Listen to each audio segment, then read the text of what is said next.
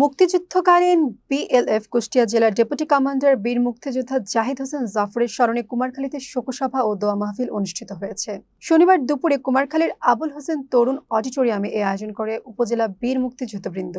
শোকসভায় প্রধান অতিথি হিসেবে উপস্থিত ছিলেন জেলা মুক্তিযোদ্ধা কমান্ডার ইউনিট কমিটির আহ্বায়ক বীর মুক্তিযোদ্ধা আব্দুল্লাহ আল মামুন। বীর মুক্তিযোদ্ধা আকমল হোসেনের সভাপতিত্বে অনুষ্ঠানে আরও বক্তব্য রাখেন জেলা কমান্ডার ইউনিটের যুগ্ম আহ্বায়ক রফিকুল ইসলাম টুকু, কুমারখালী মুক্তিযোদ্ধা সংসদ কমিটির আহ্বায়ক বীর মুক্তিযোদ্ধা শামসুল আলম পিন্টু, উপজেলা মুক্তিযোদ্ধা কল্যাণ সমিতির সভাপতি বীর মুক্তিযোদ্ধা এটিএম আবুল মনসুর মজনু এবং যুদ্ধাহত বীর মুক্তিযোদ্ধা জয়নাল আবেদিন। অনুষ্ঠানে জেলা উপজেলার বিভিন্ন এলাকায় বীর মুক্তিযোদ্ধা তাদের স্বজন সহ সর্বস্তরের মানুষ উপস্থিত ছিলেন। পরে মরহুম জাহিদ হোসেন জাফরের আত্মার মাগফিরাত কামনায় বিশেষ দোয়া অনুষ্ঠিত হয়।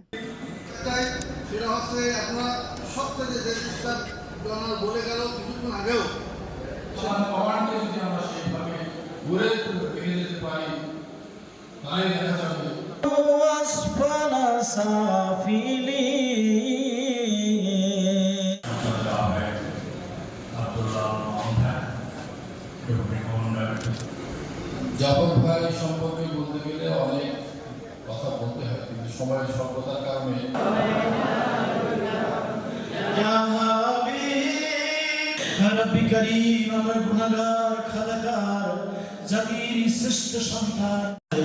আমরা হাজারো মানুষ তোমার দরবারে হাত উঁচু করেছি। আমরা দেখলাম আল্লাহ সবুজের পতাকা, ভারী অস্ত্র কাঁধে নিয়ে জীবনকে তুচ্ছ মনে করে দাঁড়িয়ে যখন নবী পাকের রওজা মুবারকে পৌঁছে ভুল খাতা মাফ সবই আছে, তবু যেন কিছু নেই, কিছু যেন হারিয়ে ফেলেছি। যেন সাগর আছে সৈকত নেই, ঝিনুক আছে মুক্তা নেই, কুষ্টিয়া আছে তাফর নেই। গত 22 এপ্রিল আপনার জাফর ভাইকে হারিয়ে ফেলেছি। আমাদেরকে দুঃখের সাগরে ভাসিয়ে না ফেরার দেশে চলে গেছে।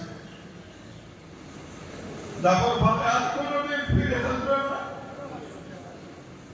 জাফর ভাইয়ের যে অপূর্ণ কাজ, সেই কাজ